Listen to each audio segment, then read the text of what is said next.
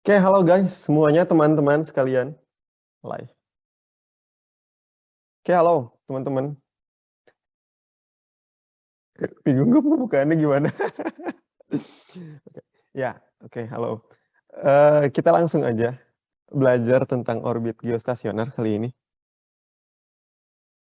Sebelumnya kan kita udah punya persamaan-persamaan yang menghubungkan antara beberapa parameter orbit sama massa ya. Nah, yang paling penting, salah satu yang paling penting yang harus dipahami adalah persamaan ini kan. Lupa, A pangkat 3 dibagi periode orbit kuadrat sama dengan G/4pi kuadrat kali M. Dengan M adalah massa yang diorbiti, yang ada di tengah.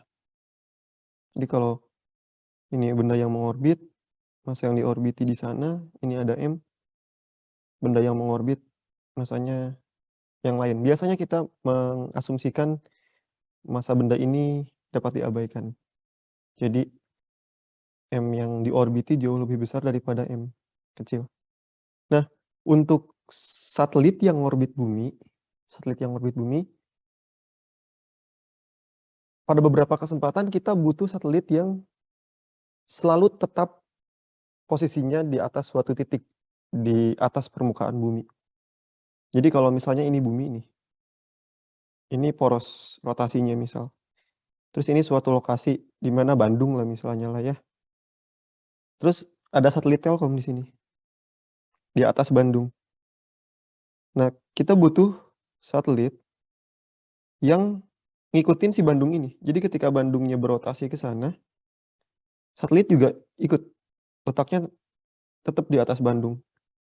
Bandungnya berotasi ke sana, satelitnya tetap di atas Bandung. Nah, satelit yang kayak gini, ngikut-ngikut, kita sebut sebagai satelit geostasioner.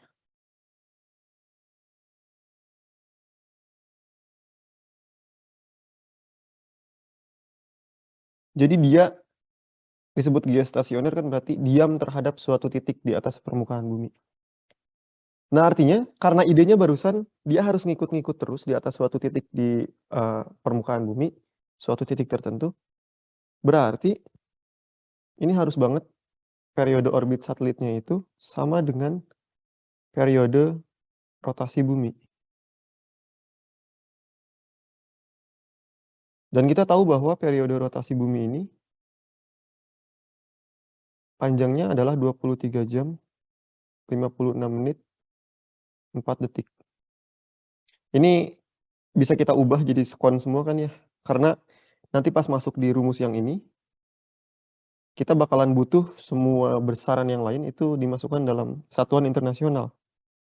Jadi konversi dalam sekon kita punya 23 jam kali 3.600 detik, ditambah 56 kali 60, ditambah 4.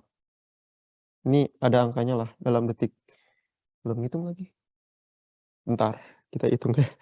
Lupa ngitung kita kali 3.600 tambah 56 kali 60 tambah 4. Ini 86.164 detik. Nah, periodenya harus gini, nggak boleh nilai yang lain. Kalau nilainya enggak segitu, entar kagak ngikut, si satelitnya bakal kelayapan ke mana-mana, nggak di atas Bandung. Nah, sementara masa di sini kan di persamaan yang ini variabel cuma 3, ada periode, ada setengah sumbu panjang orbit atau radius orbit, ada massa. Kita lagi ngomongin bumi, jadi massa di sini massa bumi, yang diorbiti adalah bumi, diorbiti oleh satelit. Periodenya ditetapkan harus gitu, berarti nilai A-nya pun suatu nilai tertentu. Nah, kita sekarang mau mengevaluasi, memecahkan si A-nya ini harus berapa untuk satelit geostasioner. Berarti kan kalau pindah ruas kita punya bentuknya jadi kayak gitu. Pangkat 3-nya pindah ruas, sehingga di sini akar pangkat 3. Segitu ya. Kita tahu massa bumi itu nilainya berapa? 5,67 kali 10 pangkat 24 kilogram. Nah, masukin ini, Masukin itu, masukin nilai konstanta gravitasi. Kita bakalan punya setengah sumbu panjang orbit untuk satelit geostasioner. Itu nilainya adalah 6,67 kali 10 pangkat min 11, 4pi kuadrat, 5,67 itu? 5,97 ya? Salah, 5,97. 5,97 kali 10 pangkat 24,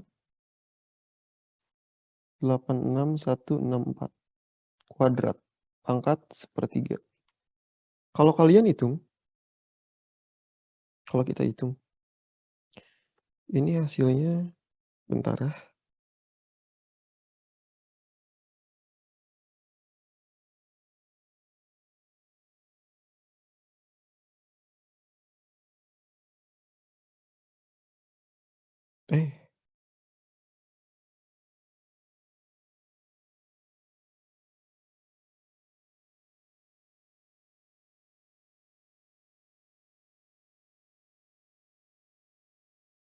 Hasilnya adalah dalam meter ya.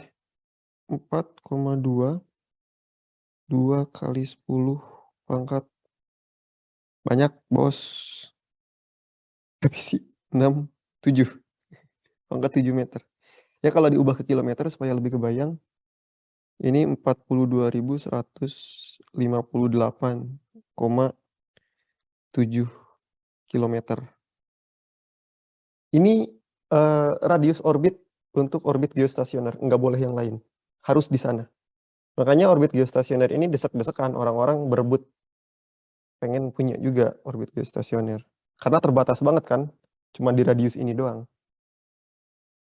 Itu radius orbitnya, tapi beberapa soal juga ada yang nanyainnya ketinggian dari permukaan bumi. Kan kalau satelitnya di situ, satelitnya di sana, ini adalah A kan. Jelek banget. Bentar. Ini adalah A. Aduh. Ini adalah A. Ya udahlah pokoknya gitu. Stasi geostasioner.